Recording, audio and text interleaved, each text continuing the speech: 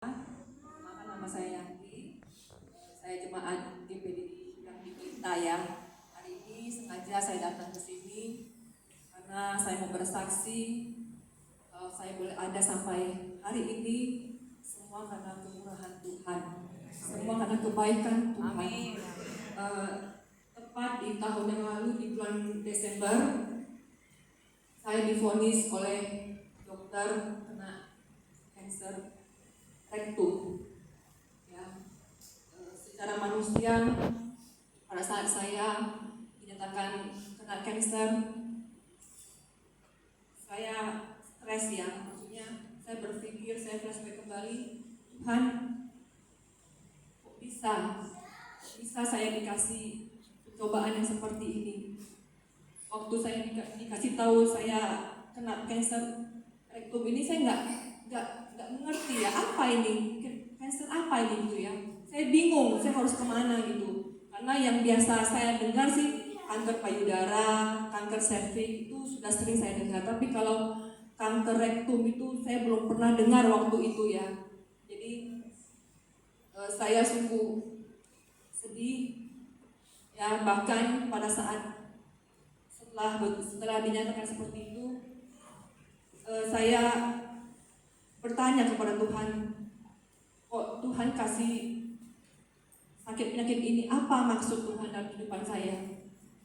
Setelah saya berembuk sama keluarga, akhirnya kami mengambil keputusan untuk cari second opinion ke Malaka. Tapi sebelum saya ke sana, saya sempat introspeksi diri, apa yang sudah saya lakukan sehingga Tuhan memberikan percobaan ini. Ya, saya sempat meminta maaf kepada saudara-saudara saya yang pernah saya berhubungan ya. Saya telepon mereka satu persatu sebelum saya berangkat. Saya bilang, kalau saya ada punya kesalahan, saya minta maaf. Tapi mereka bilang, kamu nggak ada salah, katanya begitu. Jadi saya merasa selalu sedih ya, selalu sedih. Bahkan pada saat kami mau berangkat pun, saya sudah sempat serah terima kepada suami saya ya. Seperti besok sudah mau kiamat gitu ya. Saya nggak tahu saya akan balik kapan, tapi sebelum saya berangkat ke Malaka, saya sudah prepare buat anak-anak saya. Seperti kayak si Gio, saya sudah potongin rambutnya, saya sudah periksakan kacamatanya lagi, bahkan kepada suami saya pun saya sudah kasih tahu apa yang harus dia perbuat selama saya berobat di sana. Ya, rekening apa yang harus dia lakukan seperti yang saya lakukan, yang mungkin dia belum tahu, semua saya serah terimakan kepada dia ya. Ya, tapi puji Tuhan, kami berangkat dengan iman. Sampai di sana saya sudah lebih tegar karena dokter bilang ini masih bisa diusahakan. Kita akan lakukan operasi secepatnya supaya tidak ada menjalar kemana-mana ya. Operasi sudah dilakukan. Pada saat mau operasi pun saya juga heran, kenapa di dalam hati ini selalu memberikan pujian itu yang berkata, aku punya Tuhan yang besar. Lagu itu terus yang terngiang-ngiang di telinga saya.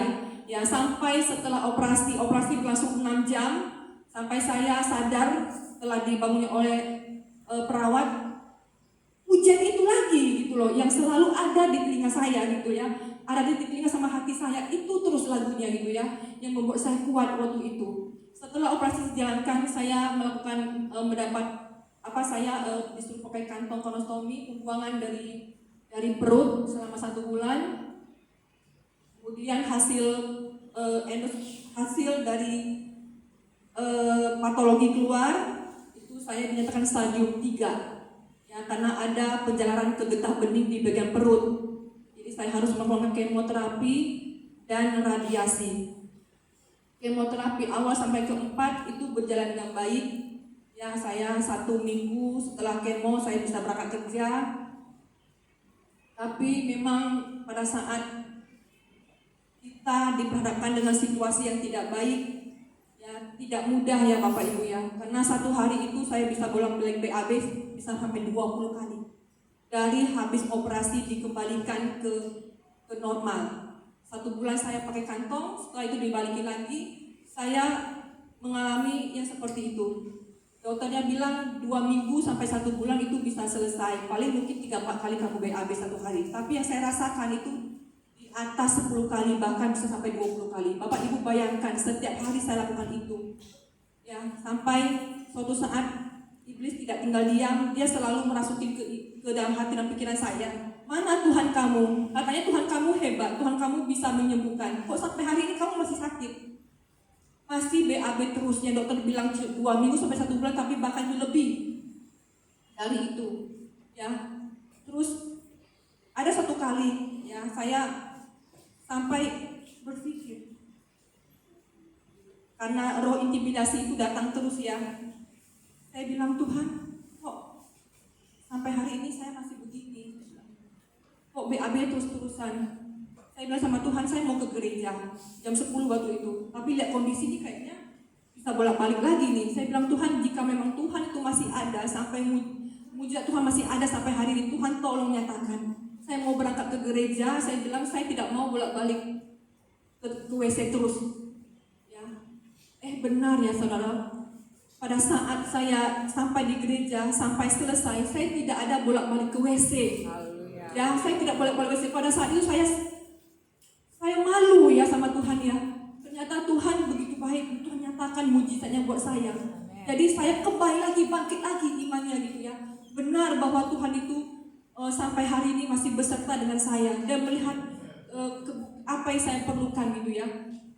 Nah setelah itu bahkan dia juga menyatakan dirinya. Saya melihat waktu saya berdoa, pujian penyembahan mau masuk ke firman Tuhan, saya melihat seperti ada Tuhan ya. Tuhan itu datang ke saya, terus dia memegang perut saya di sebelah kanan. Dia bilang saya sudah sembuh waktu itu.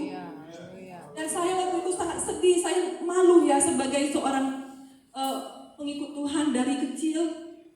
Kok pada saat saya dikasih pertemuan seperti ini, ternyata iman saya digoyahkan. Saya malu sama Tuhan.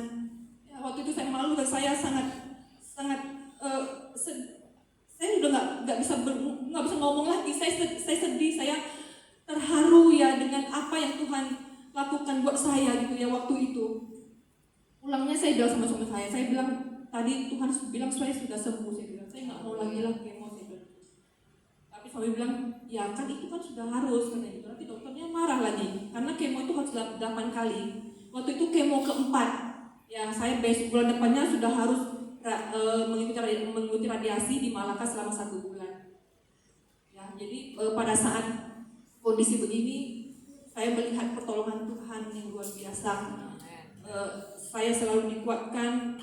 Kadang saya berpikir ke belakang, kok saya bisa sanggup ya melewati dari Januari sampai kemarin terakhir bulan 11, saya bisa lalui itu semua. Saya bilang sama suami saya, itu semua karena kebaikan Tuhan. Kalau tidak ada Tuhan, saya bilang saya nggak mungkin bisa sekuat ini. Bapak Ibu bayangkan setiap hari BAB, ditambah lagi dengan ambeien saya yang kambuh karena seringkali bolak-balik BAB.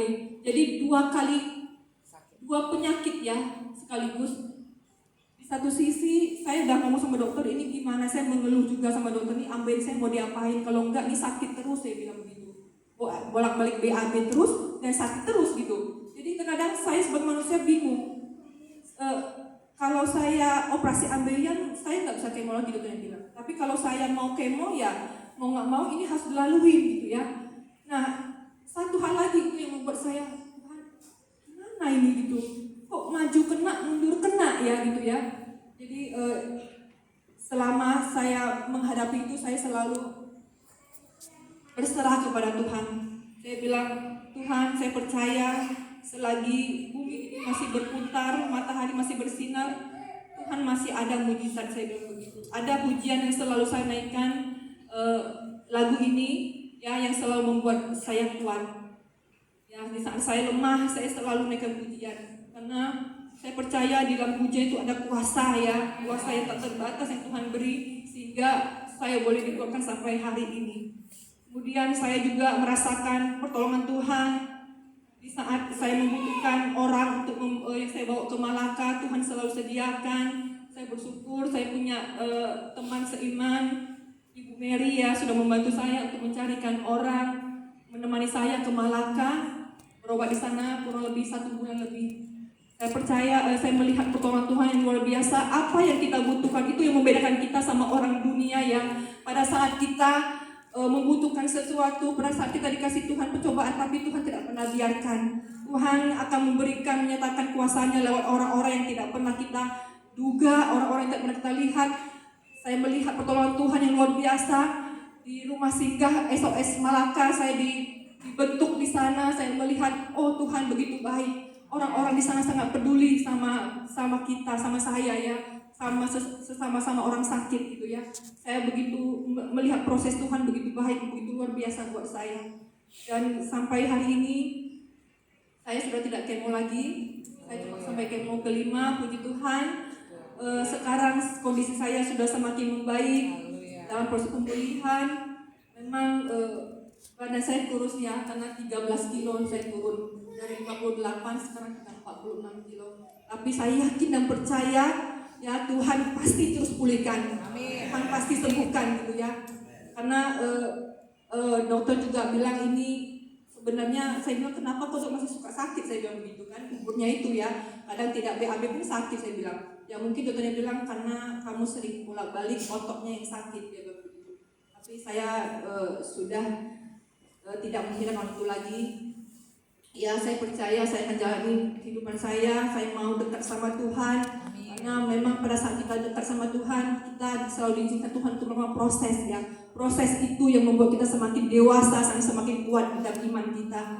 Ya, jadi pada kesempatan ini, kemarin terakhir di bulan November saya berangkat, saya sudah dinyatakan bersih dari kanker khusus. Ya, bahkan ambeien saya pun dokternya bilang sudah bersih dan sudah tidak ada lagi. Semua karena kebaikan Tuhan. Di akhir pujian saya pengen naikkan satu pujian, lagu yang selalu menguatkan saya pada saat saya tidak ada jalan.